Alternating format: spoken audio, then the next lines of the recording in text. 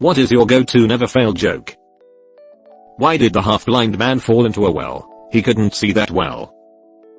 Why doesn't blind people clean up after their guide dog's mess? Because they can't see shit. A woman is sitting at her recently deceased husband's funeral. A man leans into her and asks, "Do you mind if I say a word?" "No, go right ahead," the woman replies. The man stands, clears his throat, says plethora, and sits back down.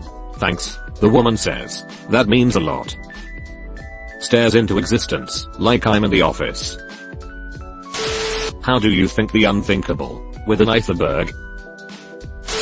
My dad asked me the other day, "Are you even listening to me?" Which is a really weird way to start a conversation, if you ask me.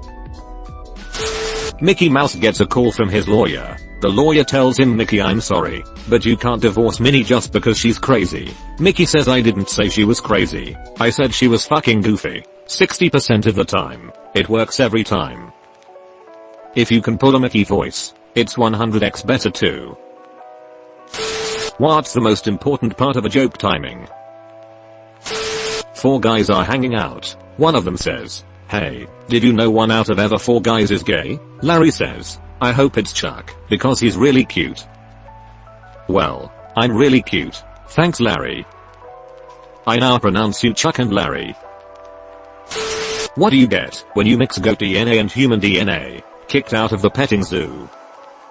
My grandfather has the heart of a lion and a lifetime ban from the San Francisco Zoo. "I stand corrected," said the man in the orthopedic shoes. Reminds me of my all-time favorite Onion headline. Jurisprudence fetishist gets off on a technicality. What did the cannibal get when he was late for dinner? The cold shoulder. What do you get when you cross a joke with a rhetorical question?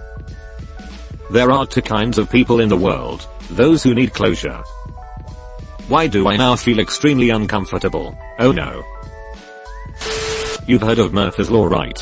It says that anything that can go wrong will go wrong. But have you heard of Cole's Law? It's thinly sliced cabbage. I always start laughing halfway through the joke though, so usually the delivery isn't that good. There are 3 old ladies sitting on a park bench. A man in a trench coat walks by and flashes them. 2 of the old ladies have a stroke. The other one couldn't reach that far. A man on vacation with his family arrives at a hotel. As he's checking in, he says to the clerk, "I'm on vacation with my family. Please make sure the porn channel is disabled." The clerk replies in disgust, "It's just regular porn, you sick fuck." People tell me I'm condescending. That means I talk down to people. A wife calls her husband and says, "Be careful driving home. Some complete moron is driving down the wrong side of the motorway." The husband replies, "There's not just one. There's bloody hundreds of them." A man is getting a checkup. "Doctor, you have to stop masturbating." "Man, why?" "Doctor, because I'm trying to examine you." Never tell a pun to a kleptomaniac. They're always taking things literally. I'm stealing this. A Freudian slippies, when you say one thing, and fuck your mother. How many Freudian psychoanalysts does it take to change a light bulb? 2. One to hold the light bulb and the other to hold the penis. I mean the latter. A man decides to quit his job and run away to join a pirate crew. After spending a few hours at the dock, he sees a man who has a peg leg, a hook hand, and an eye patch. The man is obviously a pirate captain. The man promptly joins the captain's crew, and they ship out to sea that very day. Later that night, the man walks up to the captain and says, "I'm sorry, but I just can't hold back anymore. How did you get your peg leg?" The captain says, "'Twas me first day at sea as a young lad. A great big swell came from the sea and knocked me overboard. Before me crew could pull me out, a giant one-eyed fish swam up and bit off me a leg." The man goes, "That sounds terrible. What happened to your hand?" The captain says, "'Twas me second day at sea. Another great big swell came from the sea and knocked me overboard. Before me crew could pull me up, the giant one-eyed fish swam up and bit off my hand." The man tells the captain it sounds like the fish has it out for him, and asks what happens to his eye. The captain says, "'Twas me third day at sea. I was looking up at the sky when a bird came and shat in me eye." The man says, "And that's how you lost your eye?" The captain responds, "No, but 'twas me first day with the hook." Was the fish a red herring? How many Germans does it take to change a light bulb? 1. We are efficient and don't have humor. How many people does it take to change a light bulb in Germany? Just 1. Germans are very efficient and not very funny. How many people does it take to change a light bulb in Poland? Just 1. Germans are very efficient and not very funny. Why are so many of France's streets lined with trees? Germans like to march in the shade. A bilingual 1. A Hispanic man goes to a vending machine and puts in 40 cents. The machine displays time on the screen. The man gets close to the machine and whispers, "Yo quiero Pepsi." A Mexican man who spoke no English went into a department store to buy socks. He found his way to the menswear department, where a young lady offered to help him. "Quiero calcetín," said the man. "I don't speak Spanish, but we have some very nice suits over here," said the sales girl. No quiero trajes. "Quiero calcetín," said the man. "Well, these shirts are on sale this week," declared the sales girl. No quiero camisas. "Quiero calcetines," repeated the man.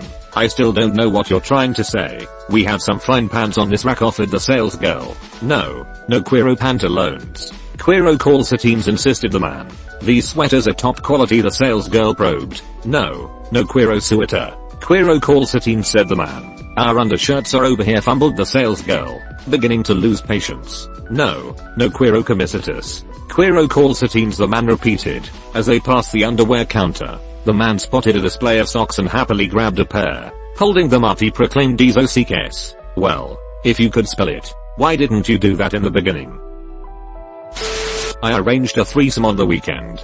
Had 2 no-shows, but I still had fun. Or threesome, if I wanted to disappoint 2 people at once, I'd have dinner with my parents. Dad is listening to his daughter say her prayers before bedtime. She says, "God bless mommy and God bless daddy and God bless grandma Ann. Goodbye grandpa." He asks her, "Why did you say that?" "I don't know. I just felt like saying it." The next day, grandpa drops dead. Wow, thinks dad. That's an odd coincidence. A month later at bedtime, the daughter says, "God bless mommy and daddy, and goodbye grandma." Sure enough, the next day grandma breathes her last earthly breath. The dad realizes this is more than a coincidence, but he is not sure what to do.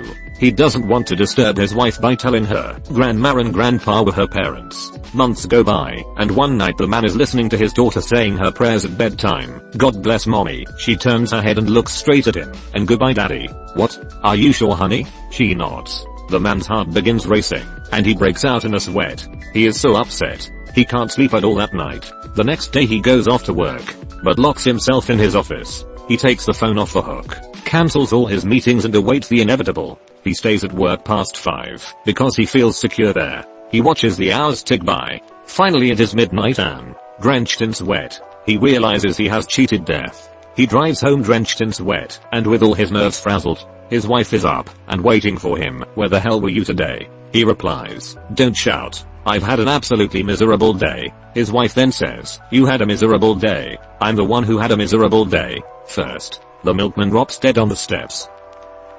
Fuck, that was a build up, that was good. Me, I've lost my calculator. And me, oh, I've got nothing to add. This only counts as never fail depending on your definition of never fail. Me, I've lost my calculator. Wife, there's one on your phone. Or just open an Excel sheet on the computer. Me, I have nothing to add. Wife, huh. Turns into an argument. I went to the doctor's recently. He said, "Don't eat anything fatty." I said, "What, like bacon and burgers?" He said, "No, fatty, don't eat anything."